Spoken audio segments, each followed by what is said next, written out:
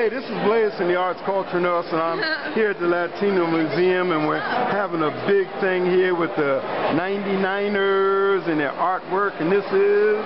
My name's Adam. Adam, and this is some of Adam's work here. The Blue Series. The Blue Series. And you can contact me if you want to say hi someday. Okay, Adam, that's fantastic, but let me ask you, was that your email? What does it say? It seems kind of long. Well, why don't you say it so we be sure we got it? Whatever. It's seamlesstech111@gmail, and it's seamlesstech111@gmail.com.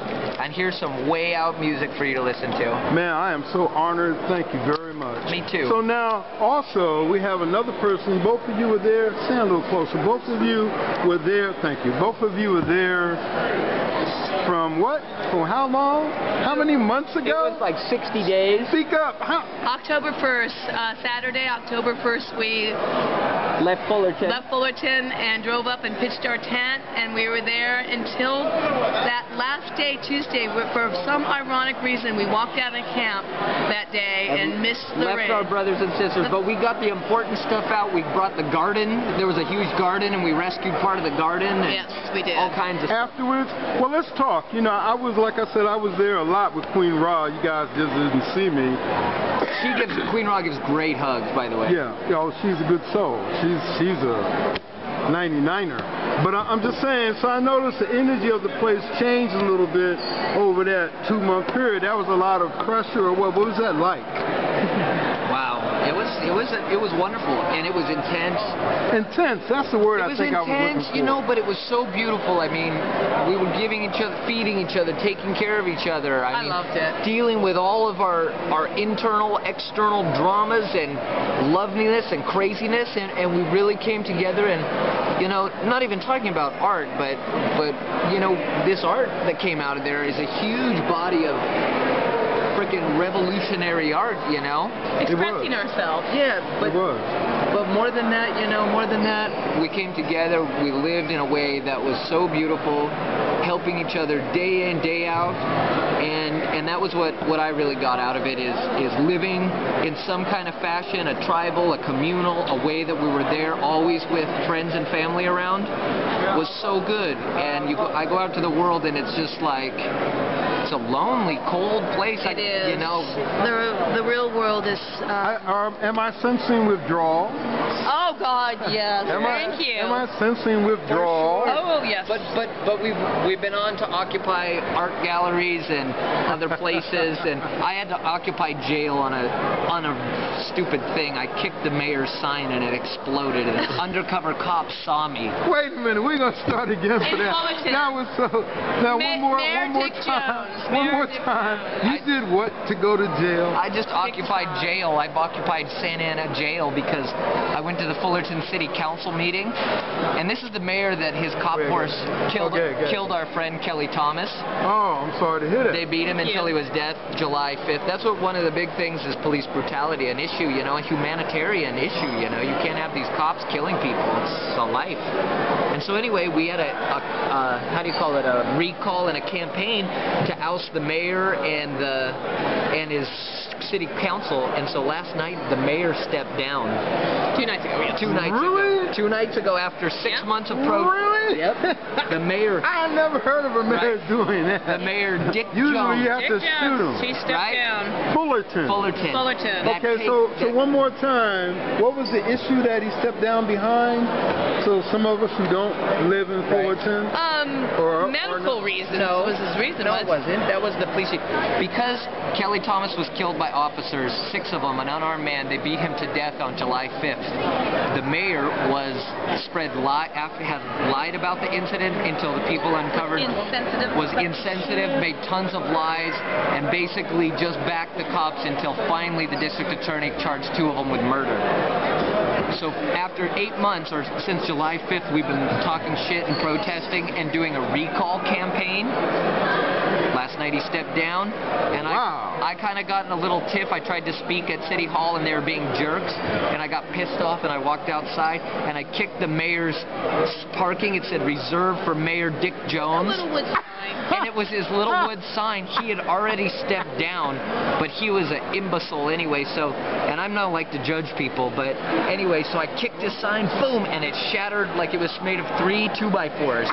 And it shattered, and right at that moment, right at that very moment, Luck would have it. as luck would have it, or fate, or whatever, an undercover cop drove by and saw.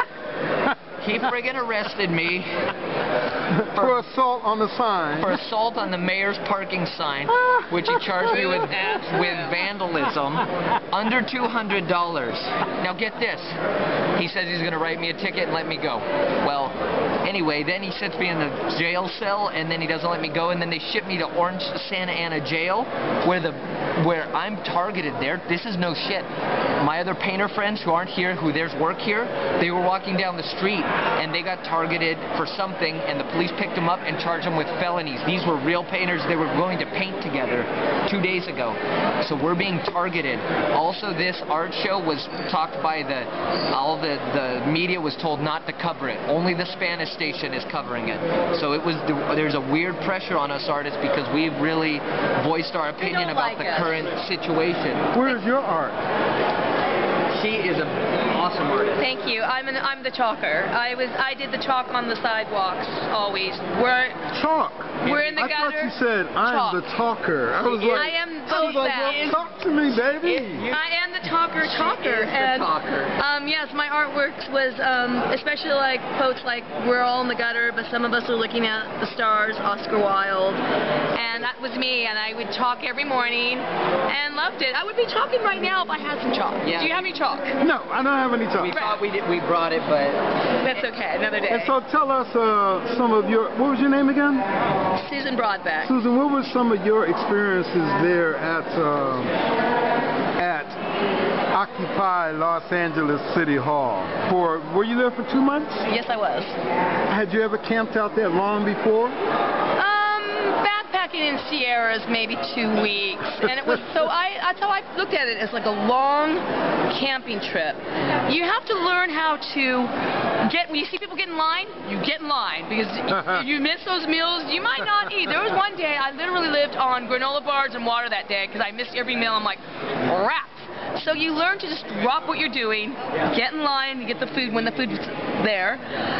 Keeping clean was always kind of an issue, but I would have sponge baths every morning. All right. And, with but baby you wipes. were ready. I was ready, and then my friend would wash my hair. He'd help me, Chad would wash my hair, and I always felt so good on shampoo day. Yeah. And you just live a simple life, which I absolutely loved in so many ways, because you've got to let go of the material. Well, now and in so many ways, we had a really comfortable tent. Adam and I had we had our two tents right there, and the big silver tarp over it covered 2 other tents. Mark's work, that's right here. Mark, my neighbor, and then our friend Brian. Oh, that's his work here? That's his friend Avon. There's a lot of artists here. Mark here, and he was our next door neighbor. And we had a really neat home. We had a garden. We had one of the few gardens in camp. But it really taught me patience and humor. You get up at 3 o'clock in the morning and there might be people playing drums, and you just go with it. Yeah. Just go with it. It's really, and I thought I did a really good job being for the morale of the kids. I turned 50 in camp on October 15th. Ah, okay. And my birthday, and spent it up there, which I couldn't imagine not spending with my new brothers and sisters. But I was kind of what they call one of the den mothers. We give hugs to people, smiles to people, because sometimes it's hard, sometimes. So then you do know Queen Rob? Oh, yeah. Oh, okay. Oh, yeah, I met her at the bathroom one morning. She's a nice lady. But here's what I want to know. I want to know, after all of it, in retrospect, what happened? Sometimes things are moving so quickly day by day, but in retrospect, now that you're away from it for a moment, what happened?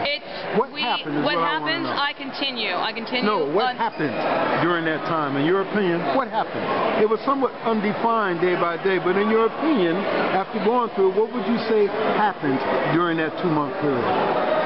Hope. That's a good question, isn't it? Hope. Hope. That's the only word I can really think of. Hope. Hope for the future.